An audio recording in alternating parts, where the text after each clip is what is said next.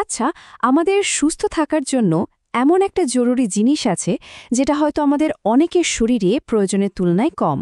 আমরা এটাকে তেমন একটা পাত্তা দিই না, কিন্তু এর প্রভাব কিন্তু মারাত্মক। চলুন আজ তাহলে সেই জিনিসটা নিয়ে কথা বলা যাক। আচ্ছা, সারাদিন কি একটা ক্লান্তি ঘিরে রাখে?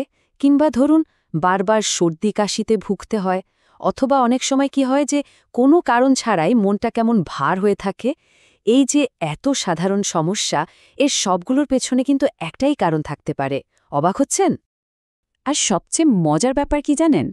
এর সমাধানটা হয়তো এমন একটা শক্তিশালী হরমোনের হাতে, যেটা আমাদের শরীর একদম বিনামূল্যেই তৈরি করে ফেলে। কিছু কি আন্দাজ করা যাচ্ছে?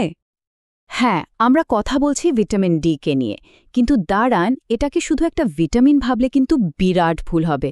এটা আসলে একটা ফ্যাট সলিউবল ভিটামিন, মানে চর্বিতে মিশে যায়, আর শরীরে কাজ করে একেবারে হরমোনের মতো। আমাদের হাড় শক্ত রাখা থেকে শুরু করে রোগ ঠেকানো পর্যন্ত সব কিছুর জন্য এটা ভীষণ জরুরি। চলুন এবার একটু গভীরে যাই, দেখি তো ভিটামিন ডি ঠিক কি কামাল করে আমাদের শরীরে। এর প্রভাব কিন্তু আমরা যা ভাবি তার চেয়ে অনেক অনেক বেশি। আচ্ছা, ব্যাপারটা এভাবে ভাবা যাক। প্রথমত, এটা আমাদের হাড়ের দারোয়ান, কারণ এই ভিটামিনটাই শরীরকে ক্যালসিয়াম আর ফসফরাস শুষে নিতে সাহায্য করে। দ্বিতীয়ত, এটা আমাদের শরীরের ডিফেন্স সিস্টেম, মানে রোগ প্রতিরোধ ক্ষমতাকে একদম মজবুত করে তোলে। আর হ্যাঁ, আমাদের পেশির শক্তি ধরে রাখতে আর ব্যথা ট্যাথা কমাতেও কিন্তু এর জুড়ি নেই। কিন্তু এখানেই শেষ না। এর কাজ শুধু শরীরেই সীমাবদ্ধ নয়, আমাদের মন মেজাজ ভালো রাখতে, ডিপ্রেশন বা ক্লান্তি দূর করতেও এর দারুণ ভূমিকা আছে। শুধু তাই নয়, ইনসুলিনের মতো জরুরি হরমোনের ভারসাম্য রাখা, এমনকি ব্লাড প্রেশার ঠিক রেখে আমাদের হার্টকে সুস্থ রাখতেও এটা সাহায্য করে। কি ভাবা যায়?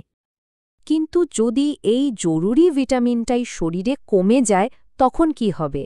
আমাদের শরীর কিন্তু তখন কিছু সিগন্যাল পাঠায়। সেই সতর্ক সংকেতগুলো চিনে রাখাটা খুব দরকারি। এটা খুবই গুরুত্বপূর্ণ একটা প্রশ্ন, কারণ এর অভাব হলে কিন্তু পুরো শরীরেই তার অসর পড়ে। এর লক্ষণগুলো কিন্তু বেশ চেনা, যেমন ধরুন সারাক্ষণ ক্লান্তি লাগা, গা হাত পা বা হাড়ে ব্যথা, মাসল দুর্বল হয়ে যাওয়া, একটুতেই ঠান্ডা লেগে যাওয়া বা ইনফেকশন হওয়া, এমনকি চুল পড়া বা মন খারাপ লাগা। এগুলো সবই কিন্তু এর ঘাটতির লক্ষণ হতে পারে। এর মধ্যে কোনোটা যদি খুব পরিচিত মনে হয়, তাহলে কিন্তু এবার একটু সচেতন হতে হবে। তবে ভালো খবরটা হলো, এর ঘাটতি পূরণ করা কিন্তু একদমই সম্ভব। আর তার জন্য খুব সহজ আর দারুণ কার্যকর কিছু উপায়ও আছে। চলুন এবার সেই সমাধানগুলো নিয়ে কথা বলি। ভিটামিন ডি পাওয়ার জন্য আমাদের হাতে মূলত ৩টে রাস্তা আছে, যাকে আমরা বলতে পারি একটা ভিটামিন ডি টুলকিট। কি আছে এতে? ১. সূর্যালোক, ২. খাবার দাবার, আর ৩. দরকার পড়লে সাপ্লিমেন্টস। এর সবচেয়ে সেরা আর প্রাকৃতিক উৎস হল, হ্যাঁ ঠিকই ধরেছেন, সূর্যালোক। যখন সূর্যের আলো আমাদের ত্বকে এসে পড়ে, তখন আমাদের শরীর জাদুর মতোই নিজে থেকে এই ভাইটামিনটা তৈরি করে নেয়। আর এর জন্য কিন্তু ঘণ্টার পর ঘণ্টা রোদে পুড়ে থাকার কোনো দরকারই নেই। সপ্তাহে মাত্র কয়েকটা দিন যদি শুধু ১০ থেকে ২০ মিনিটের জন্য মুখে, হাতে বা পায়ে একটু রোদ লাগানো যায়, ব্যাস তাতেই কাজ হয়ে যেতে পারে। রোদ ছাড়াও কিন্তু আমাদের খাবারের প্লেট থেকেও ভিটামিন ডি পাওয়া সম্ভব, যদিও এটা সত্যি যে খুব কম খাবারে প্রাকৃতিকভাবে এটা বেশি পরিমাণে থাকে। প্রাকৃতিক উৎসগুলোর মধ্যে আছে স্যামন বা টুনার মতো তৈলাক্ত মাছ, ডিমের কুসু আর গরুর লিভার। আর কিছু খাবার আছে যেগুলোকে ফর্টিফাইড করা হয়, মানে ওগুলোতে বাইরে থেকে ভিটামিন ডি মেশানো হয়। যেমন ধরুন দুধ, কিছু সিরিয়াল, দই, এমনকি কমলার রসেও এটা যোগ করা হয়।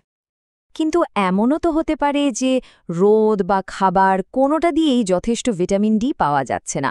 বিশেষ করে শীতকালে বা যারা বেশিরভাগ সময়টাই ঘরের ভেতরে কাটান, তাদের জন্য সাপ্লিমেন্টস কিন্তু দারুণ একটা সাহায্যকারী হতে পারে। সাপ্লিমেন্টস সাধারণত D2 আর D3 এই দুটো ফর্মে পাওয়া যায়।